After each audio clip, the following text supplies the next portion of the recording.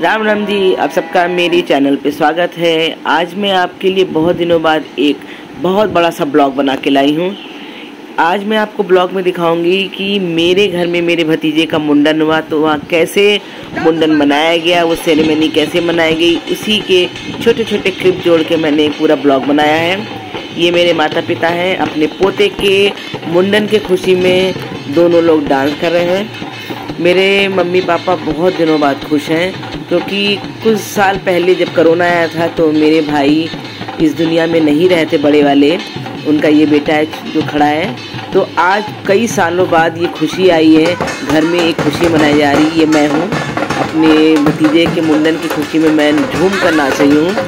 और सभी खुशी मनाना चाहते थे, मगर दुख का लंबाई बहुत ज़्यादा थी, तो इस चक्कर में कोई भी खुशी की चीज़ें नहीं मनाई जा रही थी। मगर जब कहते हैं कि अगर कोई खुशी की चीज़ आए तो उसे बहुत अच्छे से एंजॉय करना चाहिए, क्योंकि ये छोटा सा बच्चा, इसको चाहिए था कि मेरे होने पर खुशी क्यों नहीं मनाई गई।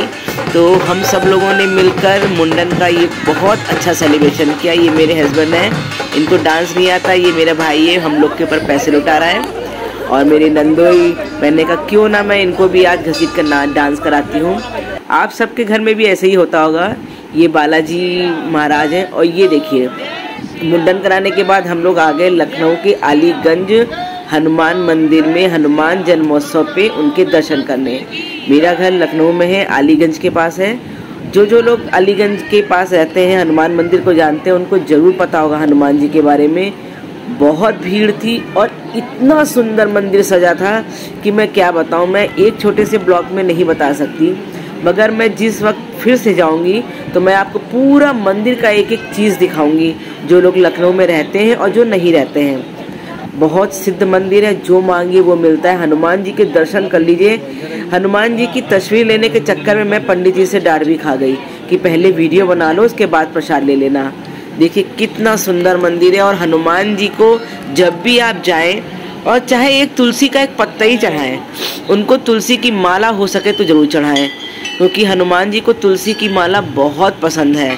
वो बहुत जल्दी खुश होते हैं तुलसी की माला जब कोई चढ़ाता है। ये सारे मनौती वाले घंटे थे, यहाँ बंधे हैं। ये शंकर भगवान जी का मंदिर है, उसी में बना हुआ है। ये भी बहुत अच्छा है। फिर मंदिर से आने के बाद हमने घर में आके हवन हुआ।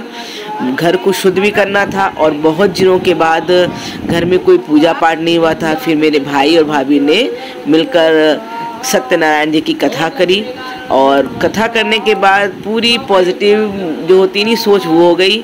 और घर में सब, ज़्यादा लोग नहीं थे, थोड़ी लोग थे, लेकिन जितने भी लोग थे सब बहुत खुश थे, क्योंकि बहुत दिनों बाद खुशियों का दिन आया था। और उस खुशी के दिन को हम सब लोग बहुत अच्छे से मनाना चाहते थे। आप सब लोग को मेरा ये ब्लॉग कैसा लग रहा है ज़रूर बताइएगा, क्योंकि ये सब चीज़ें यूपी में जितने भी लोग रहते हैं सबके घरों में होती है। सबके घरों में मुंडन भी होता है, मुंडन के बाद सत्यनारायण जी की कथा भी होती है, और अगर हनुमान जी के भक्त हैं तो हनुमान जी की पूजा भी होती है। सत्यनारायण जी की पूजा बहुत अच्छी हुई, हवन हुआ, हवन करने से घर शुद्ध हो गया। ये मेरा छोटा भाई है, मेरी छोटी भाभी और मेरी बड़ी भाभी। फिर हमने सब मिलकर आरती करी, सत्यनारायण जी से यही प्रार्थना करी कि मेरे घर परिवार को, घर संसार को, सबको सुख समृद्धि देना, सबकी रक्षा करना। फिर वही घर में जब कोई फंक्शन हो और गाना बजाना और डांस ना हो, ऐसा हो ही नहीं सकता। मेरी मम्मी बहुत अच्छी ढोलक बजाती है और गाने भी बहुत अच्छे गाती है। मेरी बड़ी भाभी हैं, और ये मेरा भतीजा जिसका मुंडन नहीं हुआ था।